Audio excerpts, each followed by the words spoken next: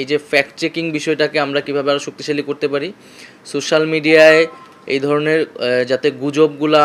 আর verification করে যাতে মানুষের কাছে সত্যটা উপস্থাপন করা যায়, মানুষ যাতে গুজব বা মিথ্যা দ্বারা প্রভাবিত না হয়,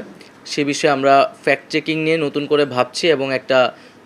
সেল করার পরিকল্পনা করতেছি। মামলাগুলো তো সরকার করছে না, বেশিরভাগই জনগণের জায়গা থেকে করছে বা বিভিন্ন অনেকে ব্যক্তিগত শত্রুতা থেকেও করছে। তো সেই জায়গা থেকে আমরা নির্দেশনা দিয়েছি এবং এটা আশ্বস্ত করছি বারবার যে এই মামলাগুলো খুব দ্রুত সময়ের মধ্যে পর্যালোচনা করা হবে, তদন্ত করা হবে এবং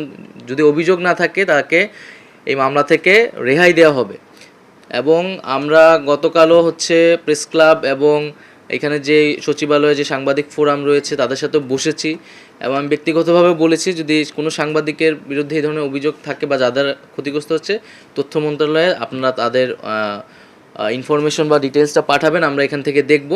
তবে পাশাপাশি এটাও বলেছি যে কেবলমাত্র সাংবাদিক পরিচয়, সাংস্কৃতিক ব্যক্তিত্ব বা কবি পরিচয়ের কারণে কিন্তু কেউ রেহাই পেয়ে যাবে না। এই ফ্যাসিজমের সাথে যারা জড়িত ছিল,